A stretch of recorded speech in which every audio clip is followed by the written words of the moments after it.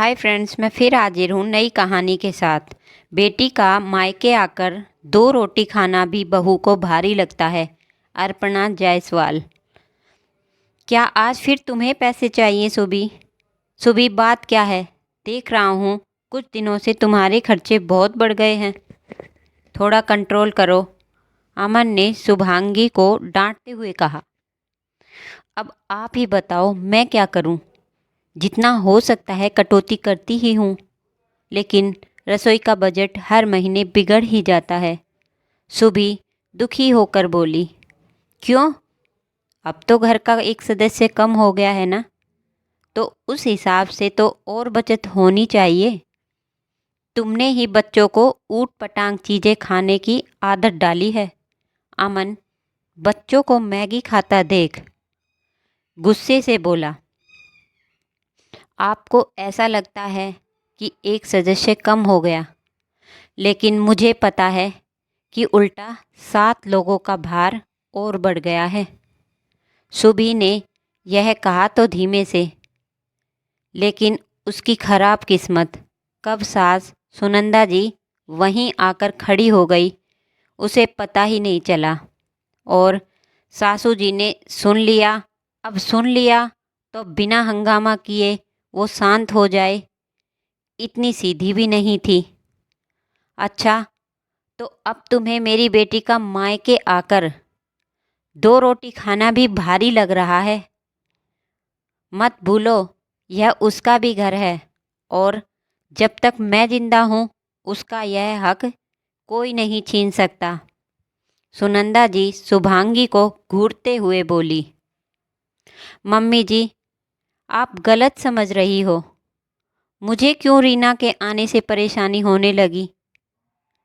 और ना ही मैं उसका हक छीन रही, लेकिन आप ही सोचिए, एक दिन की बात हो तो ठीक है, लेकिन रीना जब भी आती तो सभी घर वालों के लिए टिफ़िन पैक करा के ले जाती है। अब बेटी के ससुराल का मामला है, 7 सदस्यों के लिए सिर्फ रोटी सब्जी नहीं भेज सकते, इसलिए अच्छे से हर एक व्यंजन बनाकर भेजती हूँ। तो आप ही बताइए, यह अतिरिक्त खर्चा कहाँ एडजस्ट करूँ? सुभी ने भी खुलकर बोल दिया। क्या 7 सदस्यों का खाना? रीना तो हर हफ्ते यहाँ आती है, तो क्या जब भी वो आती है तो टिफ़िन जाता है? अमन ने शुभांगी से पूछा।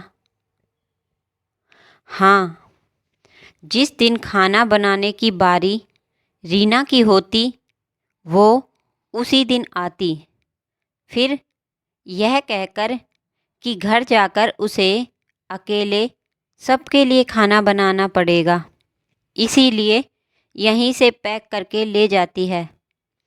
मैंने मम्मी जी को इशारे में कई बार समझाया कि इससे हम लोगों की रसोई का बजट गड़बड़ हो रहा है, लेकिन मम्मी जी ना सुनना चाहती हैं और ना ही समझना। आपको दूर से ऐसा लग रहा है कि बच्चे मैगी खा रहे हैं, लेकिन ऐसा नहीं है। रात की रोटियां बची थी, उसी को पतले पतले नूडल्स की तरह काट कर बनाया है। सुबी ने बच्चों की प्लेट लाकर अमन को दिखाई, तो प्लेट देखकर वो चुप हो गया। अमन ने सुबी को देखा और फिर सुनंदा जी को। माँ, आप अच्छे से हम लोगों की आर्थिक स्थिति समझती हैं। रीना की शादी में भी आपने ज़रूरत से ज़्यादा खर्चा करवाया, जिसके लिए मुझे लोन लेना पड़ा। मेरी आधी सैलरी लोन चुकता करने में जा रही है, और फिर घर बच्चों के भी खर्चे हैं। सुबह भी ट्यूशन इसीलिए पढ़ाने लगी ताकि मेरी मदद कर सके। मैं यह नहीं कह रहा कि रीना के ससुराल खाना मत भेजिए, लेकिन हर दूसरे तीसरे दिन यह सही नहीं है, ना हम लोगों के लिए और ना ही रीना के लिए। आप ही कहती हैं कि लड़कियों को खिचड़ी की तरह होना चाहिए ताकि सबके साथ आसानी से घुल मिल जाए। आपके इस बढ़ावे से रीना कभी अपने ससुराल में वो खिचड़ी नहीं बन पाएगी जो सुपाच्य होती है। उम्मीद है कि आप मुझे और सुभी को गलत नहीं समझेंगी और रीना को भी उसकी जिम्मेदारियां का एहसास कराएंगी। तू सही कह रहा है अमन, बेटी के प्यार में मैंने देखा ही नहीं कि मैं उसी का नुकसान कर रही हूँ।